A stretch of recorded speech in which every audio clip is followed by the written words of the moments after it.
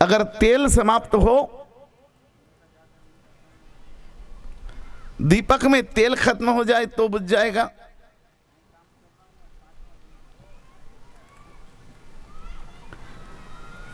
दीपक में तेल कम हो जाए तो दीपक बुझ जाएगा। बाती में गुल आ जाए तो दीपक बुझ जाएगा। अगर हवा का झोंका आए तो दीपक बुझ जाएगा। और अगर पानी का छींटा लग जाए तो दीपक, साउंड में कोई प्रॉब्लम हो, किसी को नहीं सुना रहा हो तो थोड़ा हार्न के पास आकर बैठ जाएं, और ज़्यादा सुना रहा हो तो थोड़ा दूर हो जाए। अपना ऐसा समाधान बना ले स्वतः। अगर आपको तेज आवाज़ लग रही तो थोड़ी कुर्सी दूर कर लें, कम लग रही तो थोड़ी पास में ले आए, क्योंकि पूरे पांडाल में इक्वल साउंड नहीं है ना, तो इसलिए कठिनाई हो सकती है।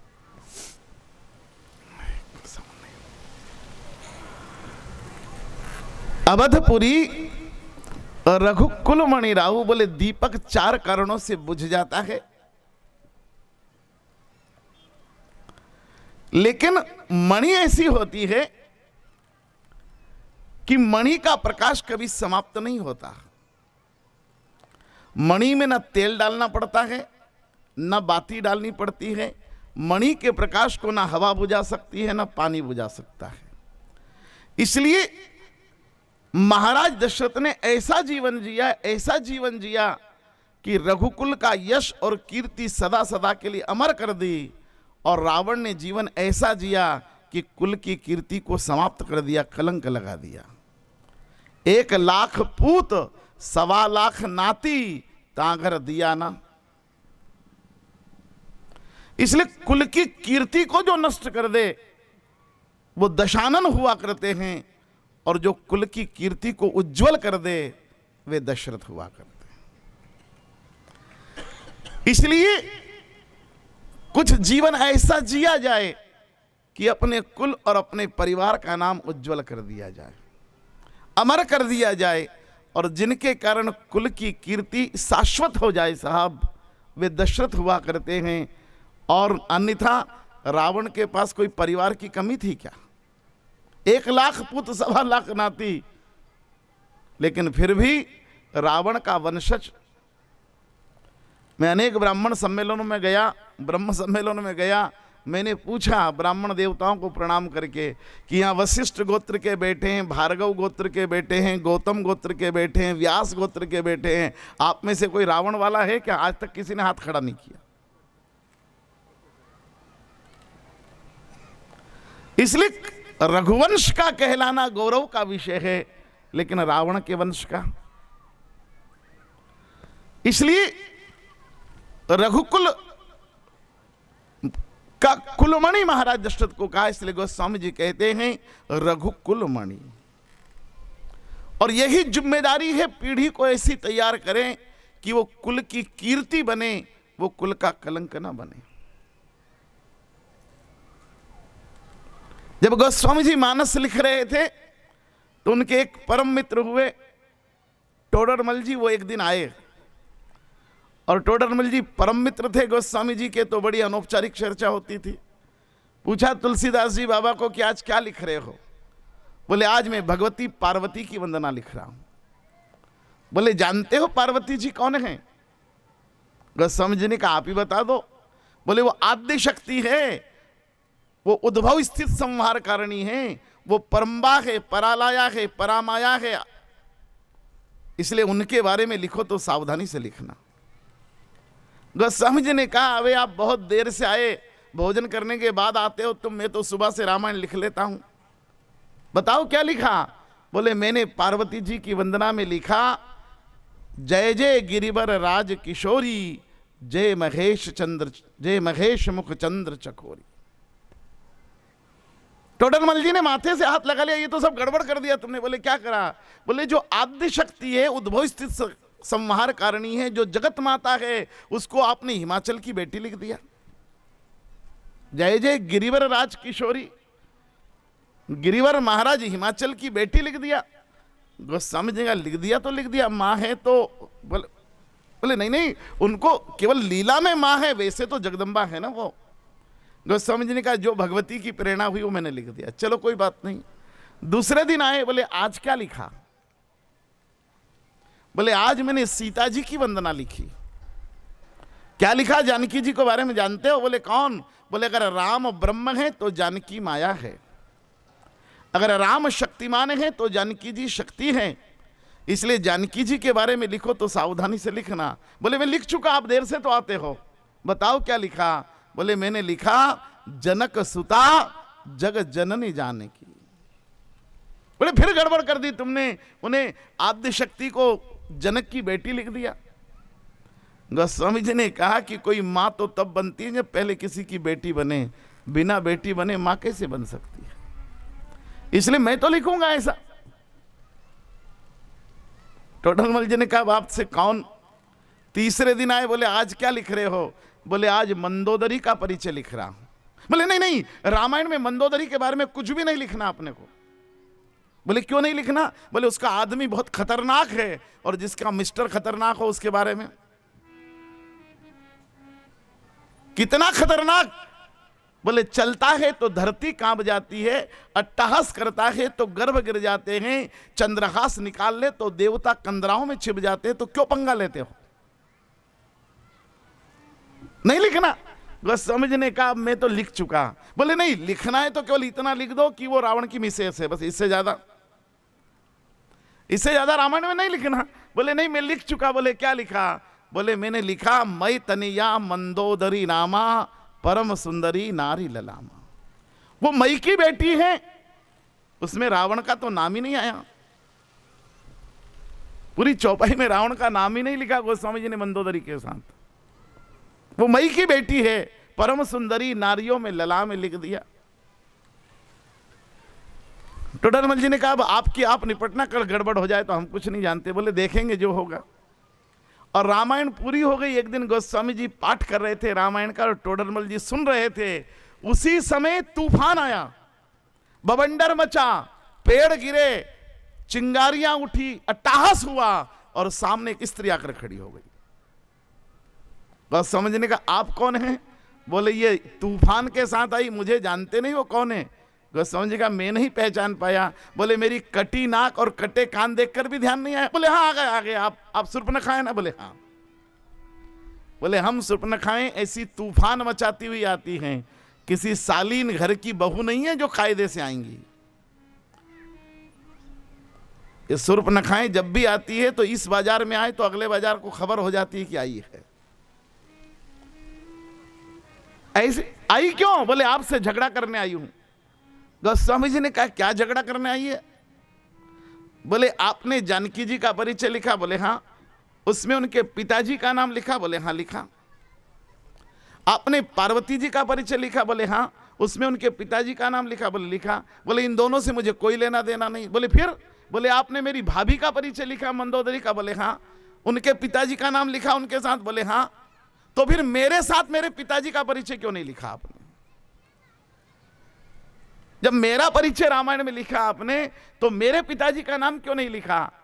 आपने पार्वती जी के पिताजी का नाम लिखा, आपने जानकी जी के पिताजी का नाम लिखा, आपने मेरी भाभी के पिताजी का नाम लिखा, मेरा क्यों नहीं लिखा? टोडरमल जी को मौका मिल गया। उन्होंने कहा देखो गोस्वामी जी, हमने कहा था मत लिखो, अब निपटो तुम। गोस्वामी जी ने कहा आप चिंता क्यों करते हो, मैं बैठा हूं ना। गोस्वामी जी ने कहा अभी सेव नहीं करी, एक बटन दबाऊंगा ना तो पूरी डिलीट हो जाएगी तू। मेरी रामायण से पूरी डिलीट। बोले नहीं नहीं ऐसा मत करना, लेकिन बाबा बताओ ना क्यों नहीं लिखा? गोस्वामी जी ने कहा मैंने जिस भी स्त्री का परिचय लिखा उसके पिता का नाम साथ में लिखा, लेकिन तेरे साथ तेरे पिताजी का नहीं, केवल तेरे भाई का नाम लिखा। बोले क्यों? बोले मैंने लिखा सूर्पनखा रावण के बहनी विश्वरा मुनि की बेटी। ऐसा नहीं। बोले क्यों? बोले जिन औलादों ने, जिन बेटे बेटियों ने मां बाप के नाम को कलंक लगा दिया हो, तुलसी भूलकर भी उनके नाम के साथ उनके पिता का नाम नहीं जोड़ता।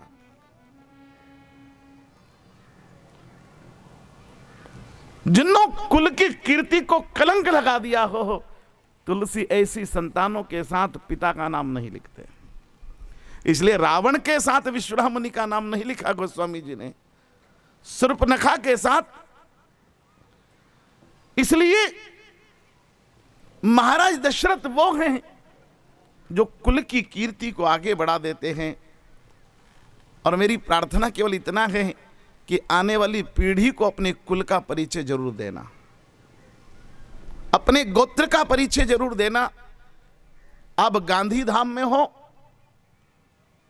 कि आप गांधी नगर में हो, कि आप तीर्थराज प्रयाग में हो, कि आप काशी में हो, कि आप चित्रकूट में हो, कि आप रामेश्वर में हो, दुनिया के किसी कोने में जाना साहब, और आप अपनी क्षमता से दान करना। लेकिन तीर्थ पुरोहित कहेगा यजमान हाथ में जल लो, और जल लेकर कहेगा अपना नाम लो और अपने गोत्र का नाम लो। जब तक आप अपने गोत्र का उच्चारण न करो, तीर्थराज प्रयाग भी आपका 5 पैसा लेने को तैयार नहीं है। ये कुल की परंपराएं हैं, क्योंकि हम अकेले नहीं हैं, हम में हमारे पिता की 7 पीढ़ी और हमारी मां की 5 पीढ़ियां प्रवाह कर रही है। उन परंपराओं से परिचय कराया जाना चाहिए। दुर्भाग्य यह है कि हम उन कुल की परंपराओं को, कुल देवियों को, कुल के आराध्यों को भूलते चले जा रहे हैं। और इसलिए महाराज दशरथ को गोस्वामी जी कहते हैं कि वो रघुकुल भूषण हैं, रघुकुल मणि हैं। और तब एक बात आपको आग्रह करूं, इतनी बड़ी संख्या में माता बहनें बैठी हैं। एक बार उज्जैन में मेरे को मिलने 4 महिलाएं आई और उनका परिचय हुआ बहनों का। तो एक बहन ने हमको पूछा कि पंडित जी, ये जो हमारे साथ बहन जी आई हैं, ये अपने नाम के साथ अपना गोत्र नहीं लगाती, अपने पति का नाम लगाती, क्या ठीक करती हैं क्या? हमने कहा वो लगाती तो उनसे पूछो ना, मुझसे क्या लेना देना इसका। बोले नहीं आप बताओ। मैंने कहा हम पंडित हैं, इसका मतलब ज्ञानी थोड़ी, हमारी अग्नि परीक्षा मत लिया करो, हम तो केवल बच्चे पाल रहे हैं भगवान की कथा करके। बोले नहीं नहीं फिर भी आप बताओ ना। तो हमने कहा उनको पूछो। मैंने उनको पूछा कि बहन जी बात क्या है। उन्होंने कहा पंडित जी, मैं त्रिवेदी परिवार में जन्मी, तिवारी परिवार में मेरा विवाह हुआ, मेरा नाम अलका है, मुझे अलका तिवारी लिखना चाहिए था, लेकिन मैं अलका माधव लिखती हूं। मैंने कहा क्यों? बोले मेरे पति का नाम माधव प्रसाद है। तो मैंने कहा क्यों लिखती हो? बोले जब सीता के साथ राम लिखा जा सकता है, लक्ष्मी के साथ नारायण लिखा जा सकता है, राधा के साथ श्याम लिखा जा सकता है, सची के साथ इंद्र लिखा जा सकता है, तो अलका के साथ माधव लिखने में दिक्कत क्या आपको?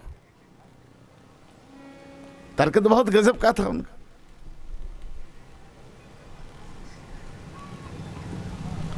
हमने कहा कि बहन जी ठीक है। बोले पंडित जी आप बताओ आपकी धारणा क्या है। और सच में ये प्रश्न मेरे पास पहली बार नहीं आया था, मेरे मन में भी बहुत पहले से प्रश्न था।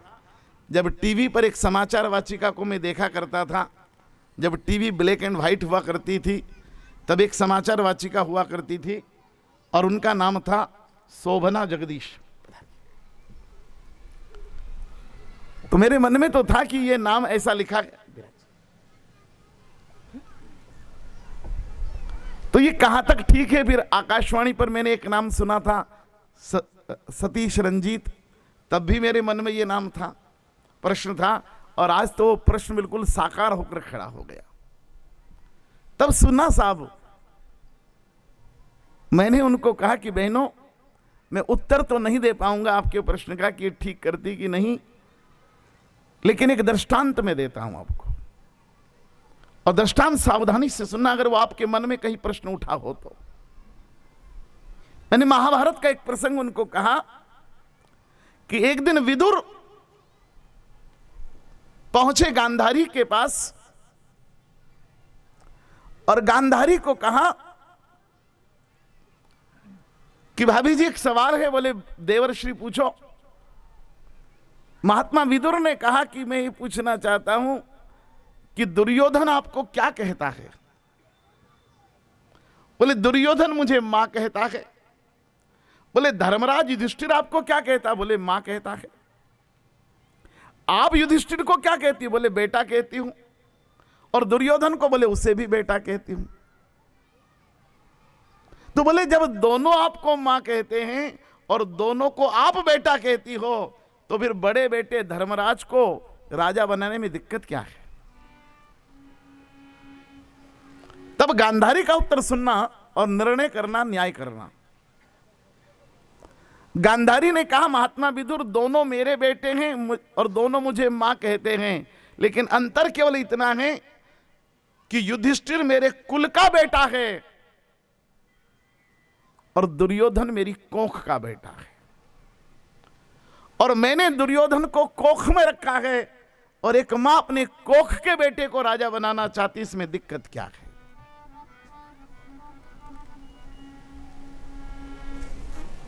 अब बताइए, कहीं गांधारी गलत है क्या? ये आधी रात को कोप भवन में महाराज दशरथ ने कैकेयी को पूछा कि कैकेयी, राम तुझे क्या कहता है? बोले मां। और भरत? बोले वो भी मां कहता है। तू दोनों को क्या कहती? बोले दोनों को मैं बेटा कहती हूं। तो दोनों को तू बेटा कहती, दोनों तुझे मां कहते हैं, तो बड़े बेटे को राजा बनाने में तुझे दिक्कत क्या है? तब कैकेयी ने भी यही कहा था कि महाराज दोनों मेरे बेटे हैं, मैं दोनों की मां हूं, लेकिन अंतर केवल इतना है, भरत मेरी कोख का बेटा है और राम मेरे कुल का बेटा है, और मैं मां होने के नाते अपने कोख के बेटे को राजा बनाना चाहती हूं। और तब मैं आपसे एक सवाल पूछना चाहता हूं कि गांधारी कहां गलत है, कैकेयी कहां गलत है? वेदव्यास भगवान को तकलीफ हो सकती है, महर्षि वाल्मीकि को तकलीफ हो सकती है, गोस्वामी तुलसीदास जी को तकलीफ हो सकती है, लेकिन गांधी धाम के लोगों को क्या तकलीफ थी कि आपने अपनी बेटियों के नाम ना गांधारी रखा ना कैकेयी रखा?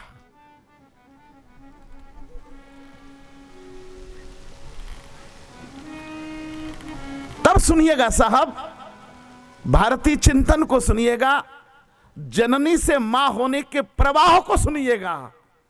कल तक मैं जननी पर बोल रहा था, आज मां पर बोल रहा हूं। और जननी से मां की यात्रा करना,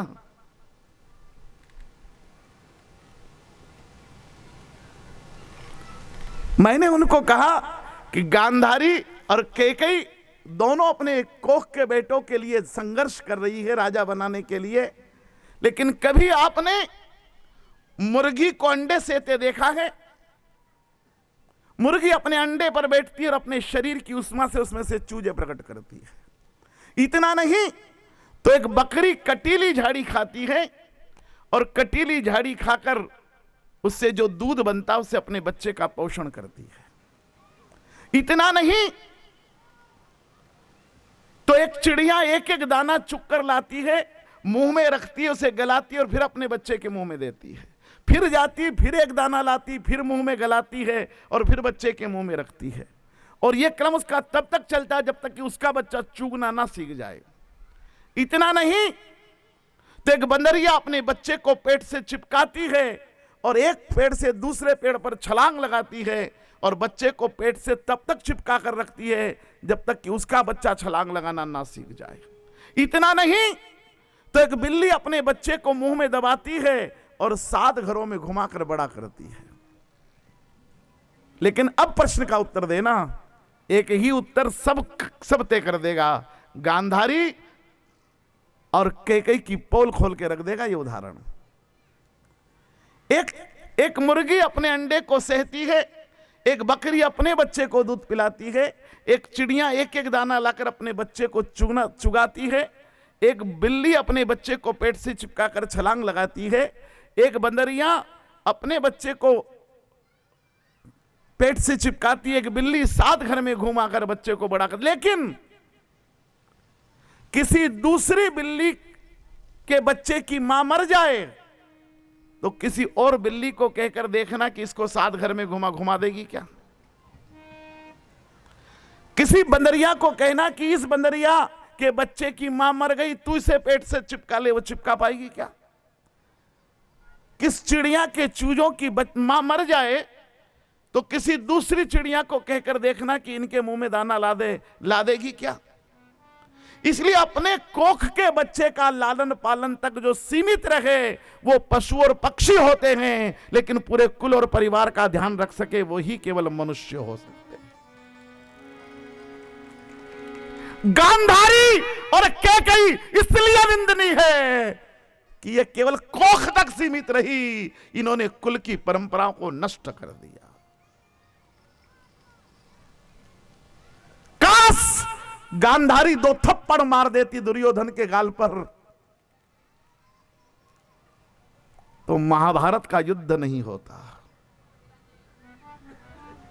लेकिन जिन्होंने केवल अपने स्वार्थ कोख तक देखे, कुल की परंपराओं को ना, इसलिए आधी रात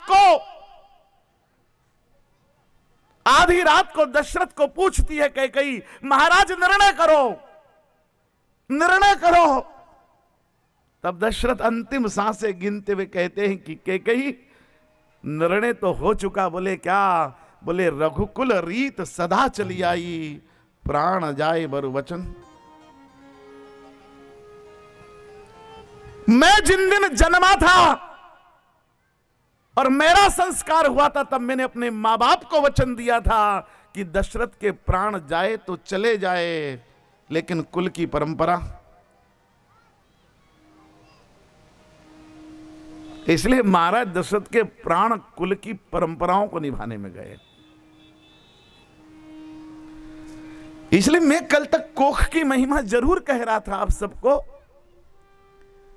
लेकिन कोख से आगे बढ़ना तब घर मंगल भवन बनता है, कोख से कुल तक आना। और वो कैसे आया जाता है, उसमें मां की भूमिका क्या होती है, अपने पूरे परिवार को, अपने पूरे कुल का ध्यान रखना। और वो ध्यान रखेंगे तो ही, क्योंकि एक जगह में भागवत कर रहा, कैसे ध्यान रखा जाता है। एक जगह में भागवत कर रहा था, एक गांव में छोटी बस्ती थी। एक महिला ने मुझको कहा कि पंडित जी जरा मेरे पतिदेव को समझाओ ना आप। और जैसे उसने कहा समझाओ, तो हम तो एकदम गौरव से फूल गए, क्योंकि मानो समझाने का ठेका ले रखा हमने। हमने कहा हाँ बताओ क्या दिक्कत है। बोले पंडित जी ये 2 भाई। मैंने कहा ठीक। वर्षों से साथ रहते थे। मैंने कहा ठीक, लेकिन अभी किसी कारणों से अलग अलग हो गए। तो मैंने कहा क्या दिक्कत है, संसार की रीति है। बोले नहीं उसमें कोई दिक्कत नहीं, लेकिन इनको अभी तक समझ नहीं आ रही है। हमने कहा क्या समझ में नहीं आ रही है। बोले जब बाजार से आते हैं ना, सब्जी बाजार से, तो इनके बड़े भाई का मकान रास्ते में पड़ता, तो आधी सब्जी वहीं खाली करके आ जाते हैं। और गड़बड़ तो ये, बोले हमारे बच्चे और मेरे जेठानी के बच्चे एक ही स्कूल में पढ़ते हैं, तो मेरे बच्चों की फीस जमा कराने आ जाते हैं, तो उनकी भी करा के आ जाते हैं। और हद तो तब हो गई। बोले क्या? बोले अभी दीपावली पर आतिशबाजी लाए ना बच्चों के फटाके, तो जितने मेरे बच्चों के लाए उतने उनके लिए भी लाए। तो अब अलग अलग हो गए, तो उनका खर्चा वो करे, हमारा खर्चा हम करें। अब हमें भी तो मकान बनाना है, गाड़ी खरीदना है। और भाभी जी ने समझाया तो मुझे 1 मिनट में समझ में आ गया, क्योंकि महिलाएं समझाए तो जल्दी समझ में आ जाता है। और मैं उनके पति को समझाने के लिए मुड़ा, तो उन्होंने एकदम हाथ जोड़कर मुझे कहा, बोले पंडित जी आप जो कहोगे मानूंगा, इनकार नहीं करूंगा, लेकिन इनकी सुनी जरा मेरी भी तो सुन लो। मैंने कहा बताओ आपकी क्या तकलीफ। भाभी जी गलत तो नहीं कह रही है, अब अलग अलग हो गए तो अपना अपना करो। बोले पंडित जी आप तो सब जगह घूमते हैं, आपने देखा होगा कि कुछ लोग गरीब बच्चों की फीस भर देते हैं। मैंने कहा हाँ बहुत लोग गरीबों के बच्चों को गोदी लेके पढ़ाते हैं, वो उनको पेन पेंसिल कापियां बांटते हैं। मैंने कहा कुछ बच्चों को ऊनी कपड़े बांटते हैं। मैंने कहा कुछ लोग बाजार अस्पतालों में जाकर दवाई फ्री में देते हैं। मैंने कहा कुछ गरीबों को कंबल बांटते हैं। मैंने कहा तो वो उनके कौन लगते हैं? मैंने कहा कोई नहीं लगते, धर्म के लिए करते हैं। तो क्यों करते हैं? मैंने कहा उनका दिल बड़ा होता है, मन बड़ा होता, विचार बड़ा होता है। तो वो आदमी रो पड़ा और कहा, पंडित जी, दुनिया में कुछ लोग के मन इतने बड़े, दिल इतने बड़े, विचार इतने बड़े कि वो परायों के लिए कर सकते हैं, तो मेरा मन इतना तो छोटा मत करो कि मैं अपनों के लिए भी कुछ न कर पाऊं।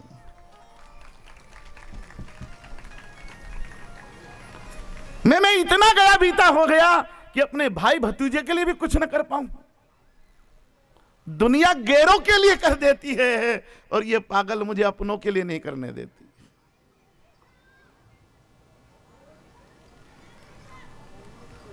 ये कुल की परंपरा है साहब।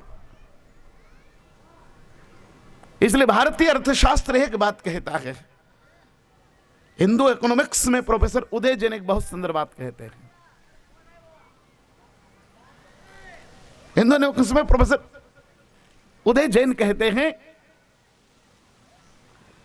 कि जो कमाएगा वो खाएगा, यह पाश्चात्य का दर्शन है। जो नहीं कमाएगा वो वहां नहीं खाएगा, इसलिए वहां बच्चों को भी कमाना पड़ेगा, बूढ़ों को भी कमाना पड़ेगा। जो कमाएगा वो खाएगा, लेकिन भारत का दर्शन कहता है कि नहीं, जो कमाएगा वो नहीं खाएगा। बोले फिर? बोले जो कमाएगा वो सबको खिलाएगा। आपके गल्ले में भगवान ने बरकत दी हो, आपकी सैलरी में भगवान ने बरकत दी हो, आपकी रसोई में भगवान ने बरकत दी हो, आपके पर्स में भगवान ने बरकत दी हो, तो पूरे कुल और परिवार का ध्यान रखना। जो कमाएगा वही खाएगा साहब।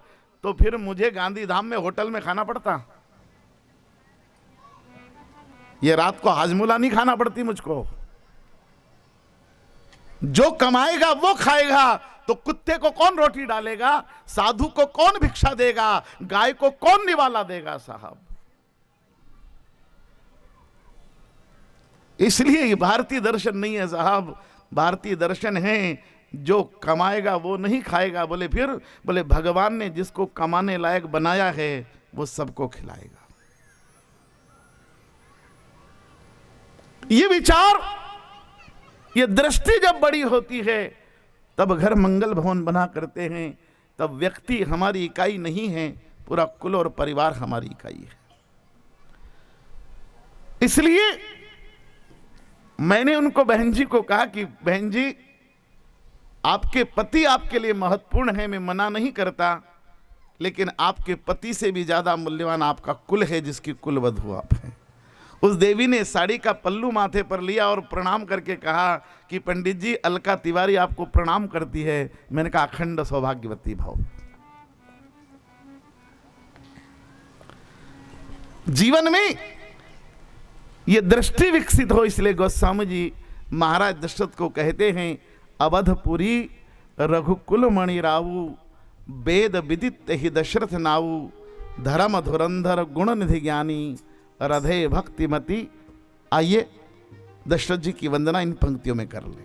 अवधपुरी रघु कुल मणि राव, अवधपुरी रघु कुल मणि राव, वेद विदित तेहि, वेद विदित तेहि दशरथ नामु, अवधपुरी रघुकुल मणि राव, अवधपुरी रघुकुल मणि राव।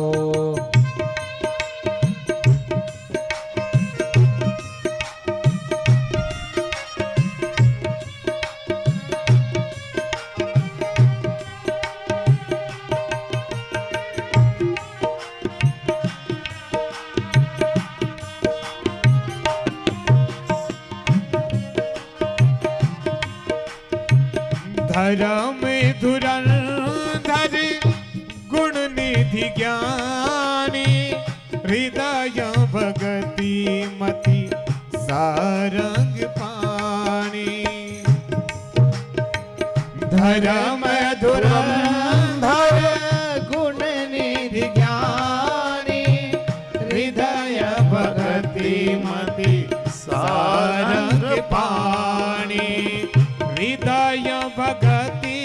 भांति सारंग पाणी। श्री राम राम जय राम जय जय राम। श्री राम जय राम जय राम।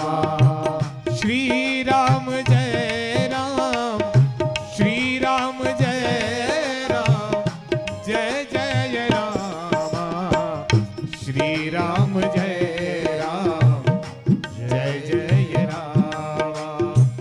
जय जय राम जय जय राम। रामचंद्र भगवान की जय। और आइए कुल कोख से ऊपर उठकर कुल के संस्कार पीढ़ी को कैसे दिए जाते हैं, इसका मानस में एक बहुत अद्वितीय उदाहरण है, उसकी मैं यात्रा आपको कराता हूं। भगवान राम वन को जा रहे थे, भगवती जानकी साथ में जा रही थी और दौड़े दौड़े लक्ष्मण जी आए। लक्ष्मण जी ने प्रणाम किया। भगवान ने कहा, लखन प्रसन्न रहे। कहा, प्रभु अब 14 वर्ष के लिए वन में जा रहे? बोले हाँ। भाभी भी साथ जा रही? बोले हाँ।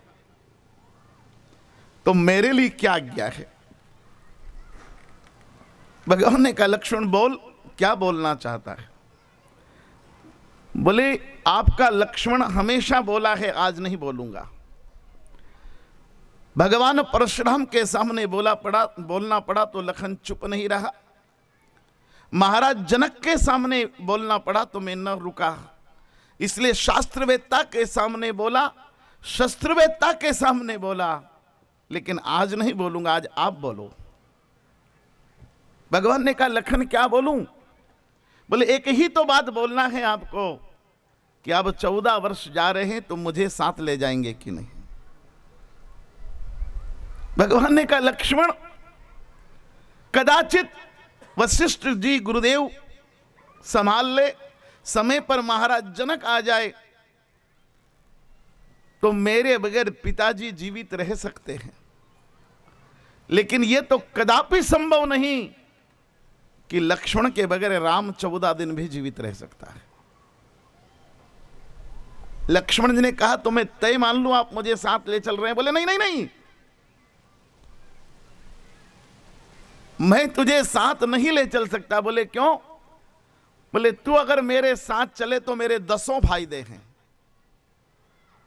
तू मेरी सेवा करेगा, तू मेरी सहायता करेगा, तू मेरी सुरक्षा करेगा, तू मेरे को प्रसादी बना कर देगा, तू मेरा मनोरंजन करेगा, तेरा साथ रहे लक्ष्मण तो मुझे आनंद, तो फिर ले चलो ना मुझे। बोले, नहीं। बोले, क्यों? बोले, तू साथ रहे तो मुझे 10 फायदे, लेकिन मेरे साथ जाएगा ना तो तेरे 3 नुकसान हो जाएंगे, और 3 नुकसान बहुत बड़े हैं, तू सहन नहीं कर पाएगा, और बड़े भाई की जिम्मेदारी होती कि छोटों को कोई नुकसान ना पहुंचाए, इसलिए मैं तुझे नुकसान नहीं पहुंचा सकता। लक्ष्मण जी ने कहा, चलो एक काम करते हैं, वो 3 नुकसान कौन कौन से मेरे होने वाले वो बता दो, अगर सहन करने के योग्य होंगे तो उन्हें बर्दाश्त करके भी आपके साथ चलूंगा, और वो नुकसान, वो क्षति, वो हानि इतनी बड़ी हुई कि मेरी बर्दाश्त की लिमिट से बाहर हुई तो मैं आपको यहीं से विदा कर दूंगा। आप बता दीजिए। भगवान ने कहा, जिद करता है तो सुन ले, अगर मेरे साथ 14 साल वन में गया ना तो तेरा पहला नुकसान होगा कीर्ति, तेरी कीर्ति चली जाएगी। कीर्ति अपकीर्ति में बदल जाएगी, यश अपयश में बदल जाएगा, तेरी प्रशंसा निंदा में बदल जाएगी। जो लोग तुझे समझदार कहते हो कल तुझे मूर्ख और पागल कहने लगेंगे। लक्ष्मण जी ने कहा, ऐसा क्यों? जब मैं 14 वर्ष आपकी सेवा करूंगा तो दुनिया मेरी प्रशंसा करेगी, मेरी निंदा क्यों करेगी? बोले, लक्ष्मण तो दुनिया के कायदे नहीं जानता। अच्छे दिन हो तो सब हाथ जोड़कर खड़े रहते हैं, और भगवान न करे दिन बदल जाए ना तो जिनके हाथ जुड़े होते हैं ना वही तर्जना दिखाना शुरू कर देते हैं। इसलिए अगर तू मेरे साथ चला तो लोग तुझ पर टिप्पणियां करेंगे, लोग कहेंगे राम जी वन में गए जरूरी था, कैकेयी ने वरदान मांगा था, जानकी जी साथ गई, ठीक किया, क्योंकि 7 परिक्रमा करके सुख दुख का साथ निभाने की शपथ ली थी।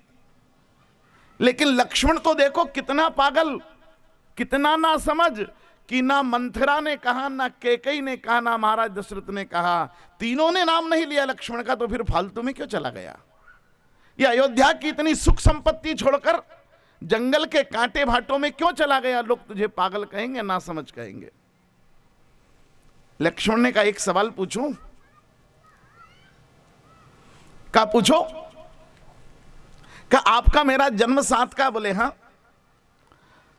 तो जन्म से लेकर आज तक आप सवेरे जो बाल भोग करते रहे, सवेरे का नाश्ता करते रहे, स्वल्पाहार सवेरे लेते रहे, ब्रेकफास्ट, उसमें आप क्या खाते थे? भगवान ने कहा सवेरे के बाल भोग में कभी काजू, कभी किशमिश, कभी खारक, कभी मेवा, कभी मिष्ठान। बोले काजू किशमिश खाए आपने? बोले हाँ। और मैंने?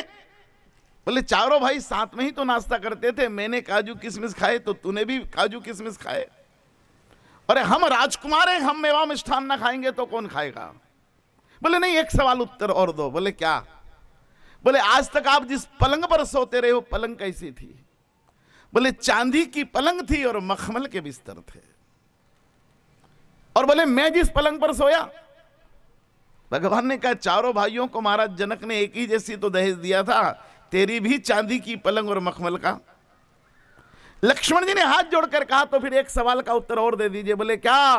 बोले काजू किशमिश खाने के दिन थे, खारक बादाम खाने के दिन थे, मेवा और मिष्ठान खाने के दिन थे, जब तो भाई ने भाई का साथ दिया, और आज जंगल में जामुन और बेर खाने के दिन आ गए तो क्या भाई भाई का साथ छोड़ देगा? चांदी की पलंग और मखमल के बिस्तर पर सोने के दिन थे तो भाई ने भाई का साथ दिया, और आज जंगल में घास फूस पर मिट्टी पर सोने के दिन आ गए तो क्या भाई भाई का साथ छोड़ देगा? अगर मेवा मिष्ठान साथ में खाया है, काजू किशमिश साथ में खाए हैं, तो जंगल के जामुन और बेर भी साथ में खाएंगे। अगर चांदी की पलंग पर साथ में सोए हैं तो घास फूस पर भी साथ में सोएंगे। और दुख में, कष्ट में, तकलीफ में, विपत्ति में, आपत्ति में, आपदा में भाई का साथ भाई दे, उस भाई को दुनिया पागल कहे तो भैया बस इतना समझ लो कि मुझे वो पागलपन मंजूर है। इन्हीं बिगड़े दिमागों में भरे अमृत के लच्छे हैं, इन्हीं बिगड़े दिमागों में भरे अमृत के लच्छे हैं। अरे हमें पागल ही रहने दो, हम तो पागल ही। भगवान राम की आंख में शुभधार भय भाई कि लक्ष्मण तुझे लोक निंदा की चिंता नहीं? बोले नहीं, मैं विपत्ति में अपने भाई को अकेला नहीं छोड़ सकता। कहा लक्ष्मण मेरे भाई, इस नुकसान को तो तू बर्दाश्त कर लेगा, लेकिन दूसरा नुकसान इतना बड़ा है जो तुझसे बर्दाश्त नहीं होगा। लक्ष्मण जी ने कहा वो भी बता दो। कहा पहला कीरति, दूसरा भूति। बोले भूति क्या है? बोले भूति का अर्थ होता संपत्ति। अगर तू मेरे साथ 14 साल गया ना, तो ये जो हमारे पूर्वजों के राजमहल है, ये गजशाला, गौशाला, अश्वशाला, आयुधशाला, रत्नशाला, इनमें से तुझे इंच मात्र जगह नहीं मिलेगी। बोले क्यों? बोले संविधान कहता है कि 12 वर्ष तक किसी भूमि, भवन या वस्तु पर जिसका अधिकार होता है, कब्जा होता है, उसी की हो जाती है। तो हमारी मां तो समझदार है, 1 साल आगे और 1 साल पीछे जोड़ दिया, 14 साल मांगा है। तो 14 साल बाद आएंगे तो अयोध्या की इंच मात्र भूमि पर तेरा अधिकार नहीं रह पाएगा। सोच ले, बाप दादाओं की संपत्ति में हिस्सा चाहिए तो यहीं रुक, मेरे साथ चलेगा तो सारे अधिकार खो बैठेगा। लक्ष्मण ने कहा भैया सुनो, हम चक्रवर्ती सम्राट के बेटे हैं, सूरज जहां से उगता अस्त होता वहां तक की हमारी प्रभुसत्ता है, लेकिन फिर भी हमारे पूर्वजों ने कभी अधिकारों का अतिक्रमण न किया और एक ही राज्य अयोध्या का भोगा। लेकिन मैं आपको आश्वस्त करता हूं किस विपत्ति में, इस कष्ट में, इस पीड़ा में, इस दुख में अगर 4 भाई साथ रहे तो पिताजी ने तो एक राज्य भोगा, हम 4 राज्य खड़े करके दिखा देंगे। और 4 राज्य खड़े करके दिखा दिए। भरत जी ने अयोध्या का राज्य संभाल लिया। दूसरा, राम जी ने पिता दिन मोहि कानन राजू, राम जी ने जंगल में राम राज्य खड़ा कर दिया। दूसरा, तीसरा, किष्किंधा में बाली को मारकर राम राज्य खड़ा कर दिया। और चौथा, लंका में रावण को मारकर विभीषण को राजा बनाकर राम राज्य। कौन कहता है दुख में, तकलीफ में, विपत्ति में, संकट में, आपदा में भाई भाई का साथ दे तो संपत्ति चली जाती है, विपत्ति में भी सुमति बनी रहे तो 10 गुना संपत्ति आ जाती है।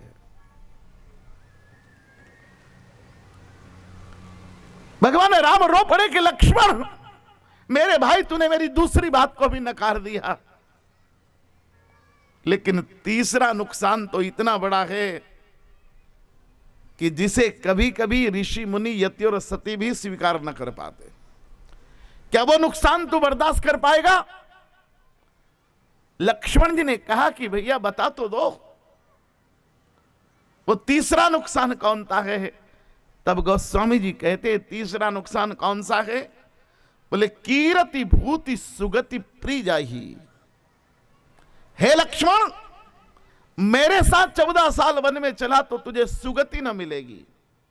बोले सुगति का अर्थ? बोले स्वर्ग न मिलेगा। क्यों?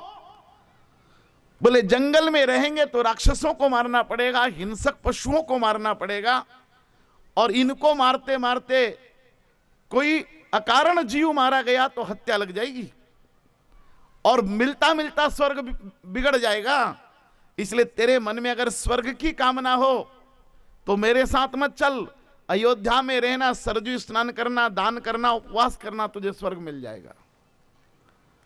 लेकिन मेरे साथ हो सकता है मिले कि न मिले स्वर्ग। लक्ष्मण जी ने हाथ जोड़कर कहा प्रभु वही स्वर्ग जिसमें देवराज इंद्र। बोले हाँ वही देवराज इंद्र वाला स्वर्ग। बोले मैंने सुना है उनकी पत्नी का नाम सची है। भगवान ने कहा ठीक सुना, महारानी सची ही इंद्राणी है। बोले एक राजकुमार भी है वहां। भगवान ने कहा कुमार जयंत स्वर्ग का राजकुमार है, उसका नाम जयंत है।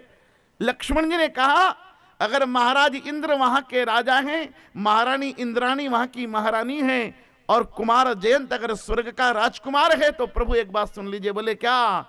लक्ष्मण जी नीचे बैठ गए और एक हाथ से सीता जी का चरण पकड़ लिया और एक हाथ से राम जी का चरण पकड़ लिया और कहा महाराज सुन लो। बोले क्या? बोले कुमार जयंत को, स्वर्ग के राजकुमार को महाराज इंद्र स्वर्ग में उतना सुख नहीं दे पाते होंगे जितना सुख मुझे मेरे भाई भुजाई के चरणों में मिलता है। मेरा स्वर्ग यहां है, मुझे नहीं चाहिए वो स्वर्ग, मेरा स्वर्ग यहां है। इस स्वर्ग को छोड़कर उस स्वर्ग की कामना करूं। और लक्ष्मण जी ने सीता राम जी के चरणों की मिट्टी मुट्ठी में उठाई और खड़े हो गए और कहा कीरति, चाहे तीनों लोकों में मेरी जय जयकार हो या सारी दुनिया मुझे थू थू करे, भूति 3 लोक 14 भवन की संपदा मिल जाए या जीवन में फूटी कौड़ी ना मिले, सुगति चाहे मुझे बैकुंठ मिले या रोरव नरक में सड़ना पड़े, मैं तीनों लोकों की संपत्ति अपने भाई भुजाई पर वार कर फेंकता हूं। हे सीताराम जी ये मेरा फैसला है, अब कहिए आपका क्या फैसला है?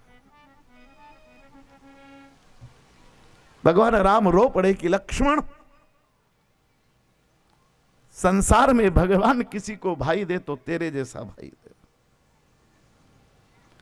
जिसने अपने भाई भुजाई पर 3 लोक की संपदा वार कर फेंक दी। ये रामचरितमानस का भाई शब्द है और मैं इसलिए गुजरात को प्रणाम करूं कि आप भाई कहते हो, इसलिए मैं भाई की महिमा कह रहा हूं आपको। सरस्वती शिशु मंदिर में हम बच्चों के सामने भैया शब्द लिखते हैं और ये शब्द हमने शिक्षा जगत में क्यों स्थापित किया, मैं उसका मूल्य बताना चाहता हूं। समय मिलेगा तो मैं बहिन शब्द की भी व्याख्या करूंगा आपके बीच कि भारतीय संस्कृति में बहिन शब्द की क्या गहराई है। लेकिन हमने बच्चों के नाम के आगे भैया लिखा आपने संबोधन में एक दूसरे को भाई कहा, यह कितना गहरा और पवित्र शब्द है। केवल मैं अपनी वाणी को पवित्र कर रहा हूं इसकी महिमा कहकर। तीनों लोक की संपदा वार कर फेंक दी साहब। इसलिए यह भाई होता है। और मैं हनुमत नाटक से एक प्रसंग और रख दूं साहब भाई का। आज समय की चिंता मुझे भी नहीं है, समापन का दिन है, आप भी मत करना। लेकिन भाई शब्द की महिमा हनुमत नाटक के एक प्रसंग में रखता हूं, केवल उसकी महिमा तक, पूरा प्रसंग तो नहीं कहूंगा। भगवान राम राजा बन गए और एक दिन राजभवन में पधार रहे थे। द्वारपाल ने आवाज की, सावधान सावधान सावधान, अवध की सभासद सावधान, चक्रवर्ती सम्राट महाराज राम महारानी जानकी के साथ पधार रहे हैं। सारी सभा खड़ी हो गई, सबने भगवान को अभिवादन किया और भगवान सबका अभिवादन करते करते राजसिंहासन तक पहुंचे और बैठ गए।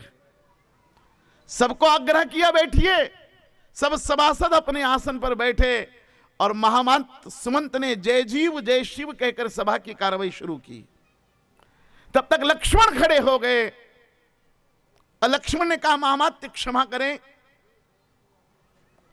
मैं अपने बड़े भाई राम से एक निजी सवाल पूछना चाहता हूं। मैं जानता हूं यह राज्यसभा है और राज्यसभा के एक एक क्षण पर राष्ट्र का अधिकार होता है, लेकिन फिर भी मुझे अनुमति मिले तो मैं नितांत व्यक्तिगत प्रश्न पूछना चाहता हूं। महामात्य सुमंत ने कहा, लक्ष्मण आप साधु हैं और साधु के स्वार्थ में भी परमार्थ होता है और कुटिल आदमी के परमार्थ में भी स्वार्थ छुपा होता है। इसलिए कुटिल आदमी से ज्यादा परमार्थ की उम्मीद मत करना। वो परमार्थ दिखाने के लिए करेगा, लेकिन बाद में उससे ज्यादा उल्लू सीधा कर लेगा। इसलिए साधु के स्वार्थ में भी परमार्थ होता है और कुटिल के परमार्थ में भी। लक्ष्मण आप साधु हैं, आपका नितांत व्यक्तिगत प्रश्न है, लेकिन अनुमति देती सभा आपको। लक्ष्मण जी भगवान के नजदीक गए, दोनों हाथ जोड़कर कहा, प्रभु रोज सभा में आप आते हैं तो आपकी आंखों की चमक देखकर लगता आप सूर्यवंश का प्रतिनिधित्व करते हैं। आप जब सिंह शावक की गति से आते हो तो शत्रुओं के हौसले परास्त हो जाते हैं। आपके ओठों की मुस्कान देखकर साधु प्रसन्न हो जाते हैं। आपका एक एक कदम जिस धीरता से बढ़ता है, लगता है अवध में धर्म गति कर रहा है। लेकिन आज आप जब सभा में पधारे तो भीगी बिल्ली की तरह सभा में आए। आपकी आंखों के पीछे आंसू दिखाई दे रहे हैं, आपके कपाल पर चिंता की लकीरें हैं और आप आंखें चुराकर आज सभा में आए हैं। क्या मैं आपका छोटा भाई पूछ सकता हूं कि मेरे बड़े भाई को तकलीफ क्या है? भगवान ने कहा, क्यों? बोले, प्रभु आज आप उदास क्यों हैं, हताश क्यों हैं, चिंता की लकीरें माथे पर क्यों हैं? और बस इतना सुन लीजिए कि अगर आपके माथे की चिंता की लकीरें मिटाने के लिए लक्ष्मण को अपने हाथ की सौभाग्य रेखा मिटाना पड़े तो मिटा दूंगा। अगर आपकी प्रसन्नता के लिए लक्ष्मण को प्राण भी देना पड़े तो मैं प्राण देने को तैयार हूं। लेकिन आपको चिंतित और अप्रसन्न नहीं देख सकता। इतना सुनते ही राम जी भभका कर रो पड़े। भगवान के आंसू नहीं संभले। भगवान ने उत्तरी से अपने आंसू पूछना आरंभ किया तो महामात्य सुमंत खड़े हो गए और महामात्य सुमंत ने कहा, अब अयोध्या नरेश सावधान सावधान, आप सभा की मर्यादा मत तोड़िए, मर्यादा पुरुषोत्तम। भगवान ने कहा, मैंने कौन सी मर्यादा तोड़ दी? बोले, महाराज राजनीति की मर्यादा है कि राजा को कितना भी बड़ा तकलीफ हो लेकिन राजा को भरी सभा में रोना नहीं चाहिए। अगर राजा भरी सभा में रो दे तो सेनापति का मनोबल गिर जाता है, सेना का मनोबल गिर जाता है और शत्रु राष्ट्र आक्रमण कर देते हैं।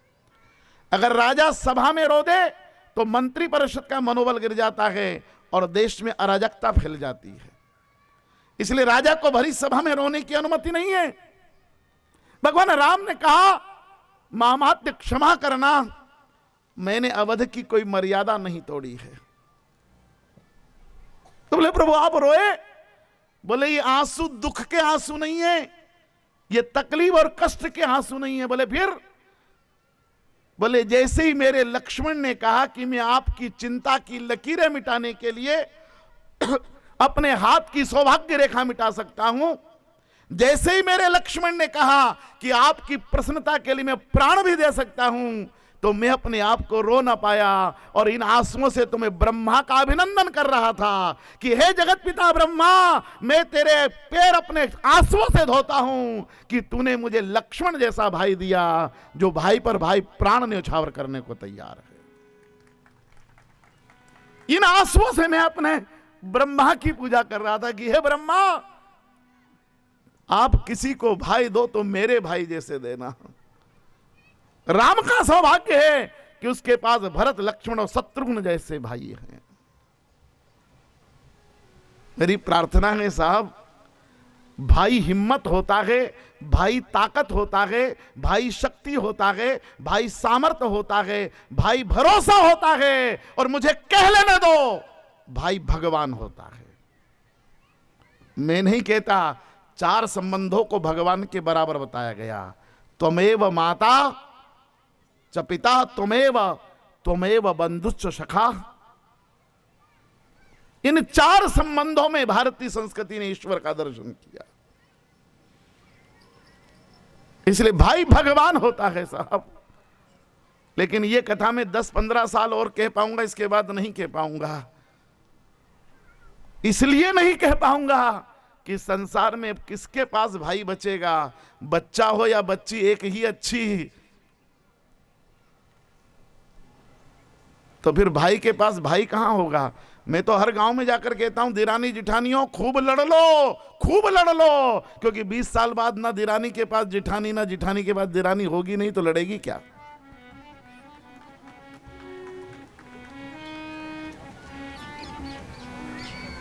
नहीं बचेगा साहब। हमने संबंधों की जो हत्या की है,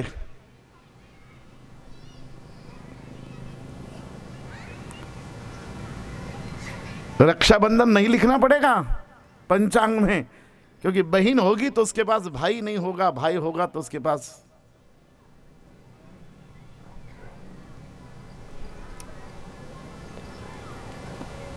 नियोजन का अर्थ यह तो नहीं कि हम संस्कृति ही खो बैठे।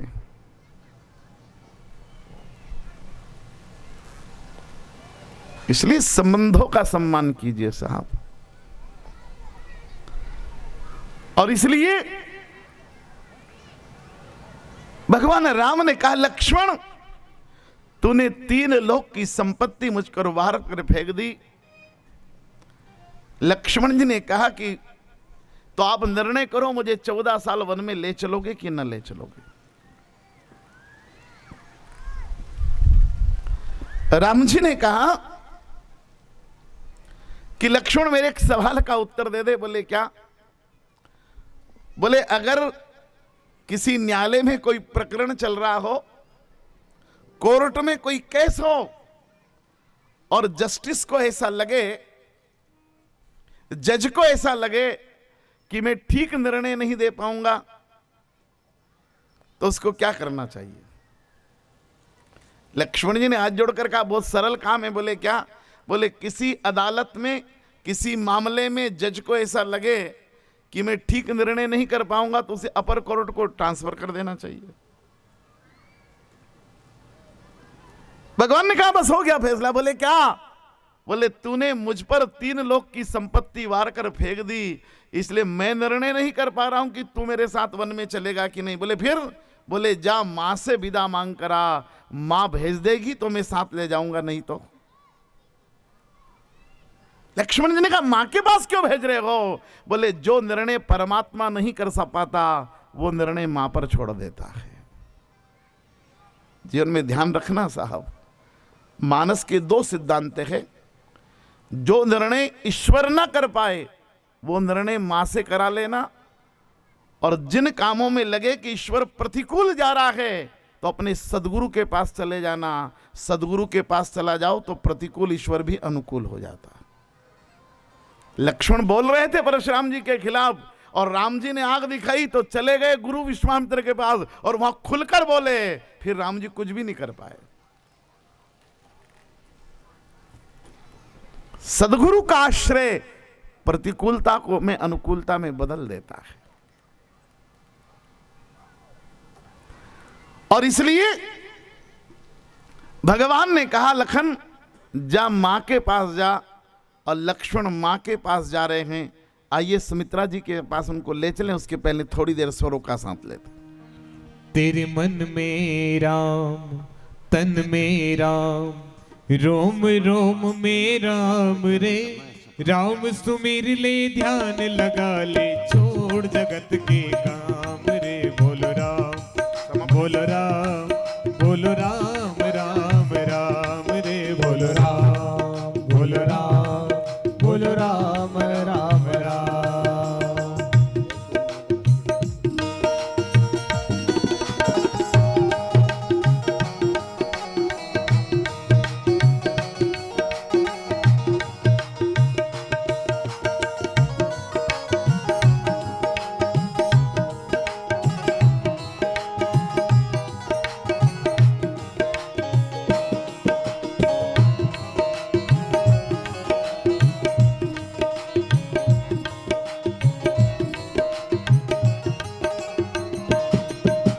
माया में तू उलझा उलझा दर दर धूल उड़ाए। हो माया में तू उलझा उलझा दर दर धूल उड़ाए। अब क्यों करता मन भारी जब माया साथ छुड़ाए।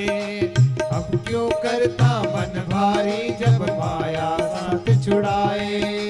दिन तो बीता दौड़ धूप में ढल जाए ना शाम रे। बोलो राम, बोलो राम, बोलो राम राम राम रे। बोलो राम, राम राम बोल राम राम राम।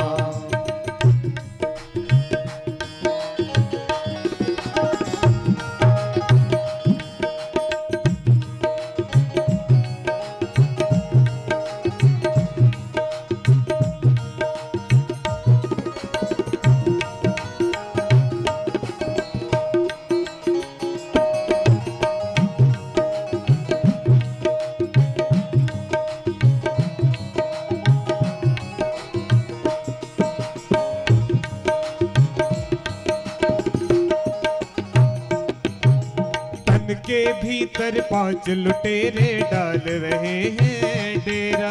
तन के भीतर 5 लुटेरे डाल रहे हैं डेरा। काम क्रोध मद लोभ मोह ने तुझको ऐसा घेरा। काम क्रोध मद लोभ मोह ने तुझको ऐसा घेरा। अब भी बंदे देर नहीं है, ले ले प्रभु का नाम रे। बोलो राम, बोलो राम, बोलो राम राम राम रे। बोलो राम बोल राम बोल राम राम राम। तेरे मन में राम, तन में राम, रोम रोम में राम रे। राम सुमिर ले ध्यान लगा ले, छोड़ जगत के काम रे। बोलो राम, बोलो राम, बोलो राम राम राम रे। बोलो राम, बोलो राम, बोलो राम राम राम। बोलो राम, बोलो राम, बोलो राम राम राम। रामचंद्र भगवान की जय। लक्ष्मण जी दौड़े दौड़े गए सुमित्रा जी के भवन की तरफ, और सुमित्रा जी उस समय उन्हें मालूम ही नहीं था कि राम जी का वनवास हो गया है। वो तो मान रही थी कि आज मेरे राम का राज्याभिषेक होगा और मेरा राम राजा बनेगा, मेरी सीता राजरानी बनेगी। मैं जब राज्यसभा में जाऊंगी आशीर्वाद देने तो उनके गले में माला पहनाऊंगी। इसलिए नीले मणियों की माला बनाकर सुमित्रा जी ने रख दी थी, ये सोचकर कि मेरे नीलांबुज राम पर ये नीले मोतियों की माला बहुत अच्छी लगेगी। और हाथ में रेशम का धागा और सोने की सुई लेकर लाल मणियों की माला पो रही थी। ये सोचते सोचते कि मेरी चांद सी बहू जानकी के गले में ये कितनी शोभायमान होगी, इसलिए आंगन में बैठकर सुमित्रा जी माला पहना रही थी मोतियों की। और उसी समय लक्ष्मण जी दौड़े हुए आए और दूर से ही चिल्ला दिए, मां मां मां। और एकदम घबराई सुमित्रा जी और हाथ से वो माला छूट गई, मोती आंगन में बिखर गए। सुमित्रा जी ने कहा, लक्ष्मण ये क्या किया, तू एकदम चिल्ला दिया, मेरे हाथ से माला गिर गई, मोती बिखर गए, ये अब शकुन हो गया, ये माला का गिरना अच्छा नहीं। लक्ष्मण जी रोते हुए कहा, मां ये तो पत्थर के मोती हैं, 1000 बार बिन लिए जाएंगे फैलेंगे तो, लेकिन आज हमारे परिवार की माला टूट रही, बस उसे बचा ले। आज हमारे परिवार छिन्न भिन्न हो रहा, उसे बचा ले बस। सुमित्रा जी ने कहा, बता क्या हुआ, क्या हुआ। लक्ष्मण जी ने कहा, मां आज अवध में वो हो गया कि अगर मैं कहने की कोशिश करूं तो मेरी जबान के 100 टुकड़े हो जाएंगे, और अगर मैं अपनी जबान को पत्थर बनाकर कह भी दूं तो तेरे कान के पर्दे फट जाएंगे। इसलिए मां मुझसे मत पूछ कि क्या हुआ, बस तुझे प्रणाम करता हूं और मुझे 14 वर्ष जाने की आज्ञा दे दे।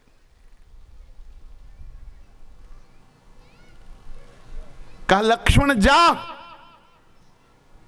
मेरा आशीर्वाद है, 14 वर्ष के लिए जा, जहां जाना है जा।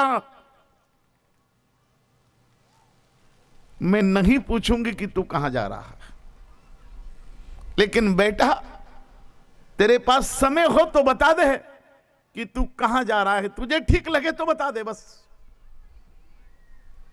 लक्ष्मण जी ने कहा, मां मेरे पास लम्हा नहीं, पल नहीं, क्षण नहीं, निमिष नहीं, बताने का समय नहीं, केवल आप एक वचन दो कि रोकोगी तो नहीं, मैं बता दूं। बोले, लक्ष्मण मुझे पूछना नहीं चाहिए कि तू कहां जा रहा है, पर मां का मन नहीं मानता, इसलिए वचन देती हूं, नहीं रोकूंगी, लेकिन बता दे। और नीति कहती है कि पूछना चाहिए, लेकिन धर्म कहता है नहीं पूछना चाहिए बच्चा कहां जा रहा है। नीति और धर्म में थोड़ा अंतर है, इसलिए नीति शास्त्रियों ने कहा कि बच्चा कहीं जाए तो जरूर पूछना, कहां गया था, कहां से आ रहा है, इतनी देर कहां लग गई। लेकिन धर्म कहता मत पूछना, क्योंकि सुमित्रा ने कहा कि नहीं पूछूंगी लक्ष्मण, क्योंकि मुझे मेरे दूध और महाराज के खून पर भरोसा है, मेरा बेटा आधी रात को भी जाएगा तो सदमार्ग पर ही जाएगा।